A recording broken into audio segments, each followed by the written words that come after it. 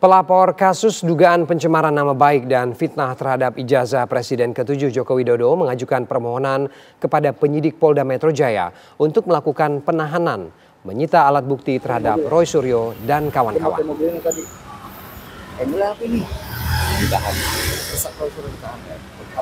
Leu Cumanan bersama ini dulu Bang. Leu Cumanan bersama dengan tim kuasa hukum mendatangi Mapolda Metro Jaya karena dipanggil penyidik untuk mendapat surat pemberitahuan penetapan tersangka atau SP2 terhadap Roy Suryo dan kawan-kawan. Dalam diskusi dengan penyidik, pihaknya mengajukan permohonan kepada penyidik Polda Metro Jaya untuk melakukan penahanan terhadap Roy Suryo CS.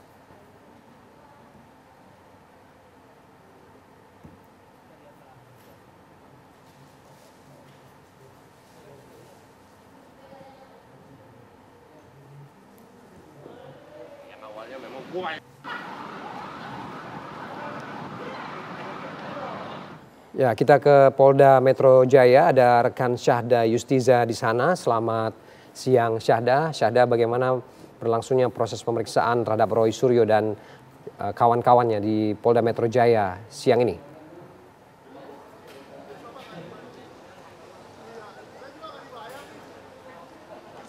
Baik, selamat siang Ferdi dan juga pemirsa. Benar sekali bahwasannya hari ini Roy Suryo CS bersama tadi dengan dua rekannya yang kami pantau ada Rismon Sianipar dan juga Dr. Tifa.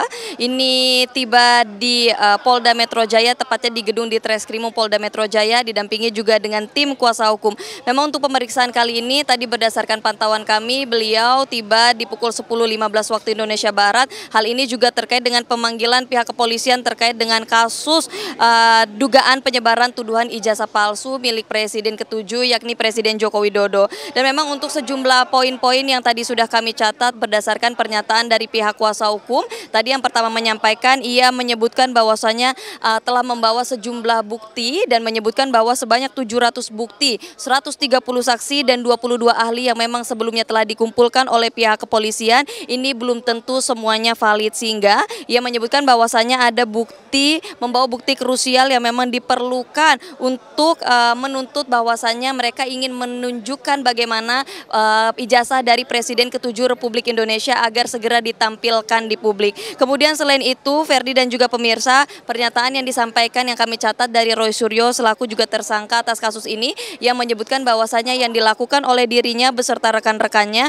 ini merupakan tindakan yang dilakukan berdasarkan penelitian ilmiah terhadap dokumen publik. Sehingga tadi kalau kami juga mendengar penjelasan yang bersangkutan, ia menyebutkan bahwa persepsi tentang proses hukum yang dilakukan oleh pihak kepolisian ini dilakukan secara prematur dan juga tergesa-gesa, dan juga menurut dia menyebut dirinya ini sebagai tersangka atas dasar-dasar yang memang belum kuat. Selain itu juga yang disampaikan oleh Roy Suryo, ia menegaskan salah satunya dari aspek analisis politik dan hukum bahwasannya dalam kasus ini ia mengatakan ada unsur kriminalisasi politik.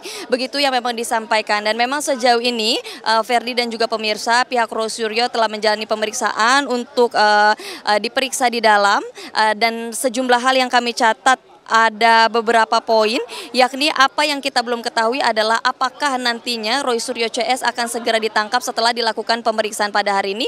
Namun tadi berdasarkan keterangan dari pihak beliau bersama dengan kuasa hukum menegaskan bahwasannya memastikan hari ini tidak akan ditahan setelah melakukan pemeriksaan oleh hari ini. Nah, inilah yang kemudian kami tunggu-tunggu, apakah nanti setelah ini pihak Roy Suryo akan ditahan setelah dilakukan pemeriksaan.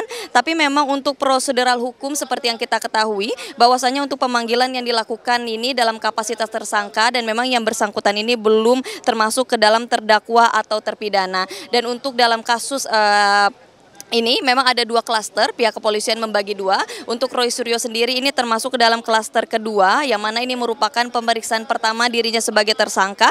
Dan memang untuk yang bersangkutan ini dikenakan dengan pasal pencemaran nama baik, fitnah dan juga ITE. Dan untuk saat ini Ferdi serta pemirsa, kami masih menunggu bagaimana nanti dilanjutkannya pemeriksaan oleh pihak kepolisian. Kami akan menantikan bagaimana keterangan dari pihak kepolisian, dan seperti yang saya sampaikan, kami akan nantikan apakah nanti setelah diperiksa pada hari ini Roy Suryo akan langsung ditahan. Demikian Ferdi, saya kembalikan ke studio. Baik, terima kasih Syahda Yustiza melaporkan langsung dari Polda Metro Jaya, Jakarta.